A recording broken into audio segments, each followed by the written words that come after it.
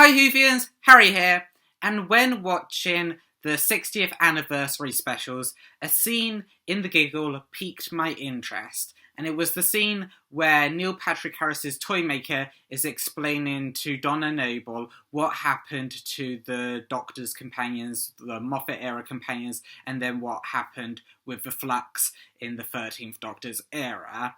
And I think this scene is the one scene that everyone is misunderstanding the point of. But before we get into that, don't forget to subscribe, also leave a like and comment down below, and let's get in to the video. So, of course, the scene goes over basically Neil Patrick Harris kind of terrorising the Doctor, saying that all of the Moffat-era companions died, and when he was the 13th Doctor, the Flux happened, basically destroying at least half of the universe. And a lot of people think that this is a scene making fun of the fact that the Moffat-era companions can't die. There's always a little asterisk next to their deaths saying that they did actually die. However, as I said, I think everyone is misunderstanding the point of this scene. I don't think that Russell T Davies is making fun of the fact that there's always a little asterisk to the deaths of these Moffat-era companions, but I think is actually saying that these Moffat-era companions did actually die, and also that the Flux did actually happen. And the reason why I think this is just look at the 14th Doctor's reactions. It is tearing him up inside, and the way that he is jumping in saying that Amy died of old age and Clara lives in the last second of her life and Bill's memory lives on. It's not that he's saying it because it's true, even though it sort of is true.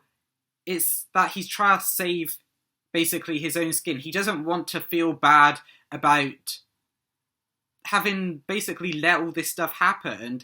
I mean, if he hadn't travelled with Amy, Clara, Bill, they would still be alive. They would be living a life in the present day. They would still be out there. But they're not. I mean, just look at what happens. Amy does die of old age. Even the Doctor can't get out of that. He literally says that Amy died of old age. So she died there, and we actually see her gravestone in The Angels Take Manhattan.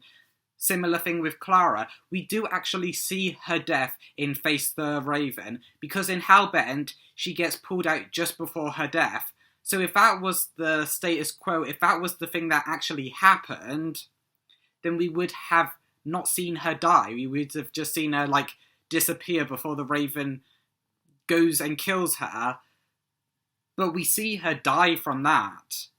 Also, Bill, we see her die, we see her become a celestial cosmic being, and Heather literally says that they are beyond life, that they are not alive.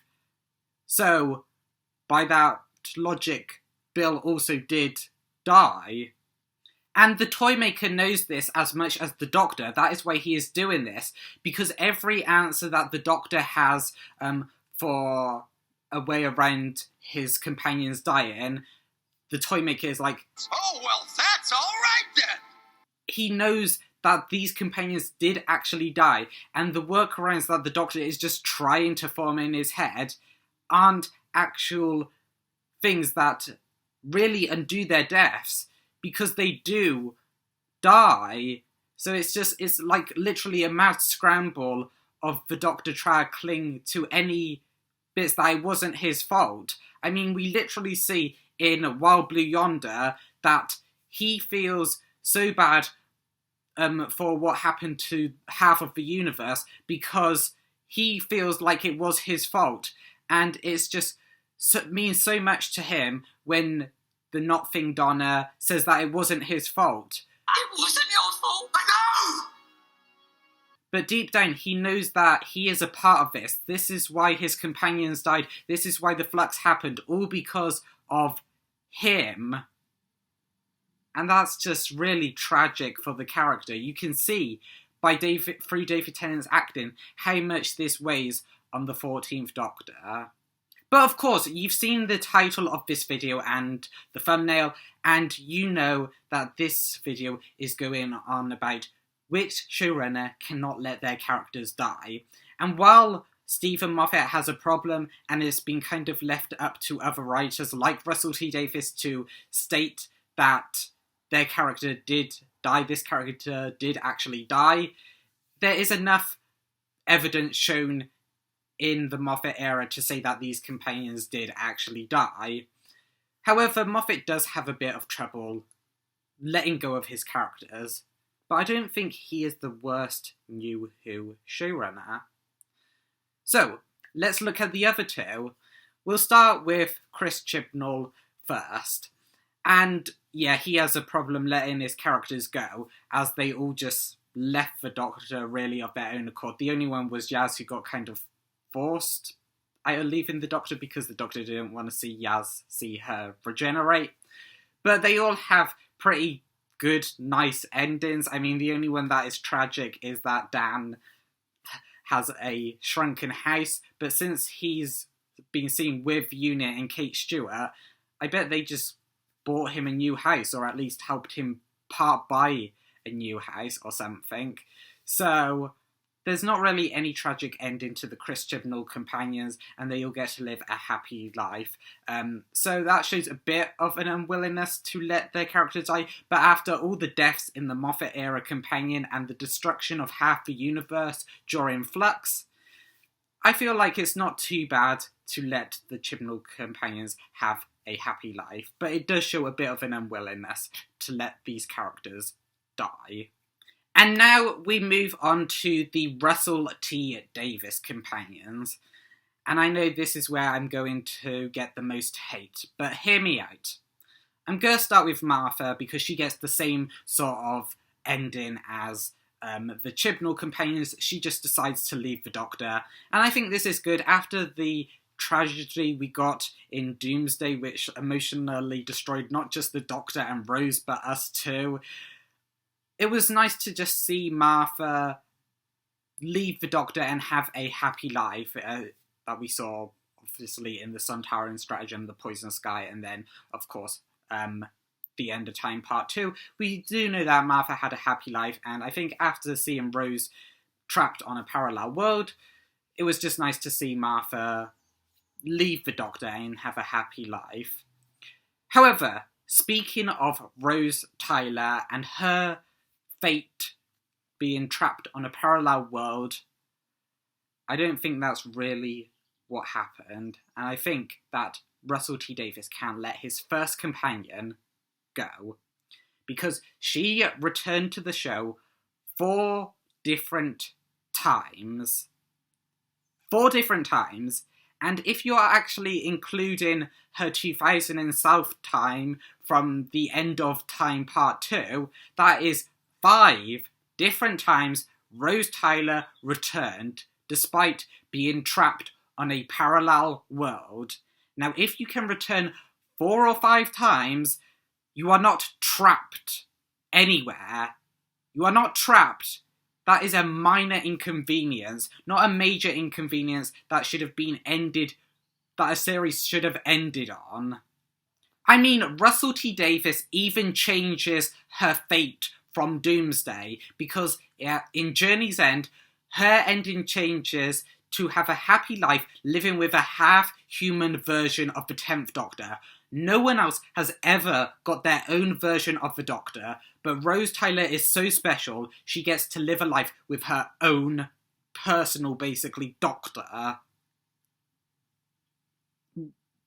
That undercuts the whole dramatic plot of Doomsday. I mean, since she can return, but she has to go back to the parallel world for some reason, every time, I don't know why, but she gets a Doctor to share a life with, which no other companion has got, and the reason it was so tragic in Doomsday is that she couldn't live a life with the Doctor, but she does in Journey's End. She gets that, which means there is no tragedy from that episode Doomsday, because that is just wholly uncut. That is just wholly, cut out.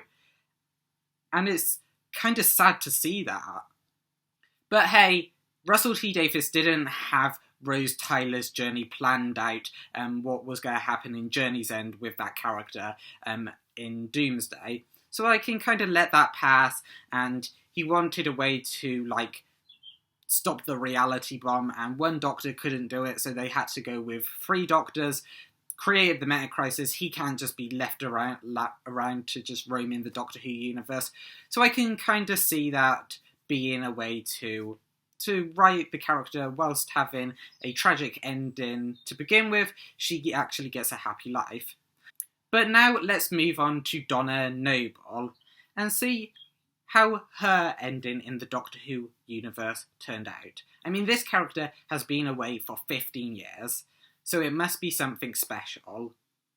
So, of course, we know that in Journey's End, the Doctor wipes Donna's memories of him and everything they did, because if she ever remembers the Doctor, her mind will burn and she will die, and that is because she has part of a Time Lord consciousness in her. So 15 years later, you think that there would be something really special to get over the meta crisis, or maybe something that across the 3 specials, she has the meta crisis in her, and in the final special, the Doctor has to wipe her memories again. No. We get this scene of Donna and Rose just letting the meta crisis go. They can just do that.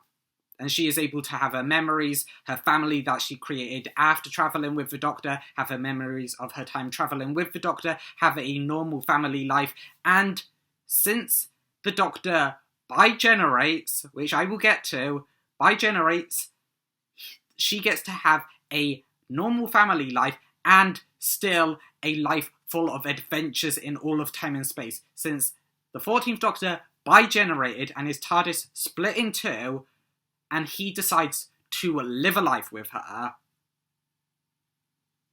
Why? Why? This character had such a tragic ending. She couldn't ever see the Doctor again, and that is all undone in 5 minutes of the Starbeast. And also, like, the giggle doesn't even clarify anything on the meta crisis. It's just gone. There was such a tragic ending for Donna Noble, and yet she just gets to live probably the happiest life a Doctor Who companion has ever had.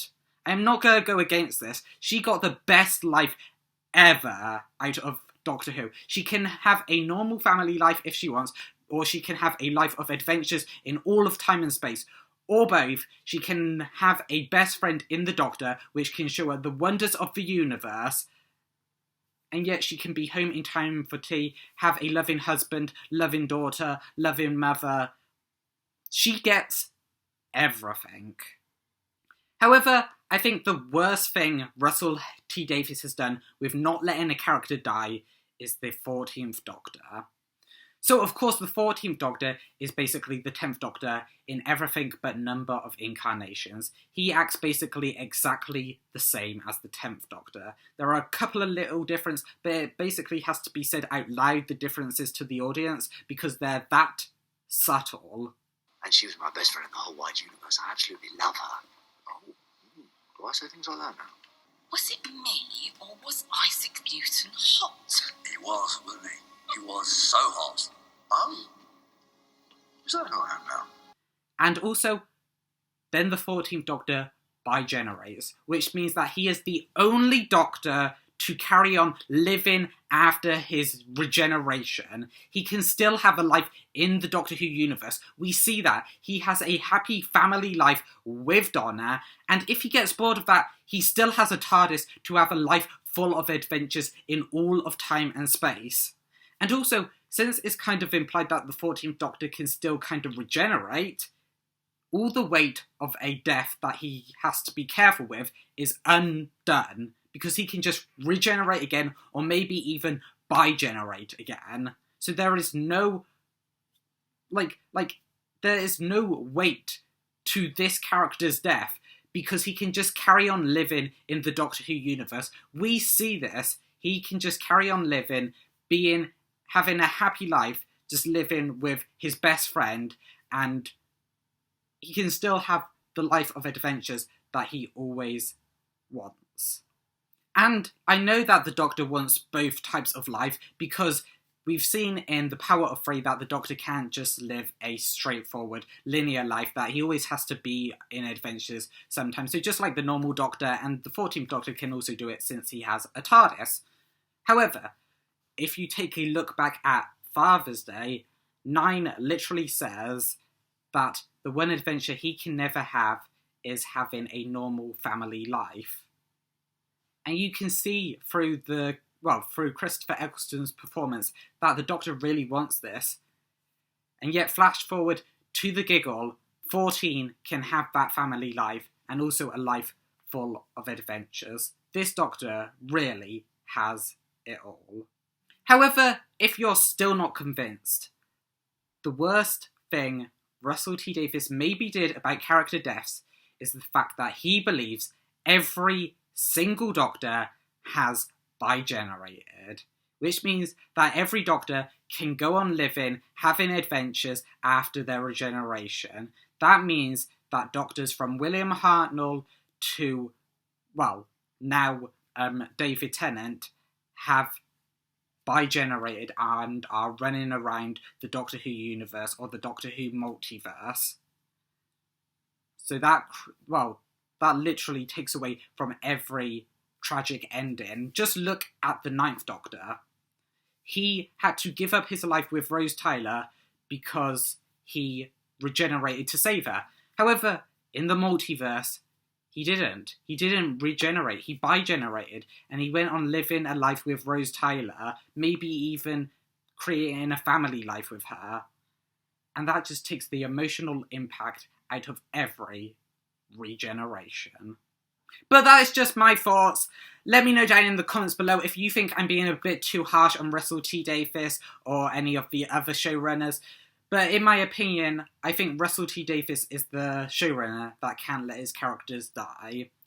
But that is just my thoughts, as I said. Let me know what you think down in the comments below. Hopefully I will have a bit of a more upbeat video coming out next week. But until then, if you like this video, don't forget to leave a like, also subscribe, and share this out, and I will see you in the next one.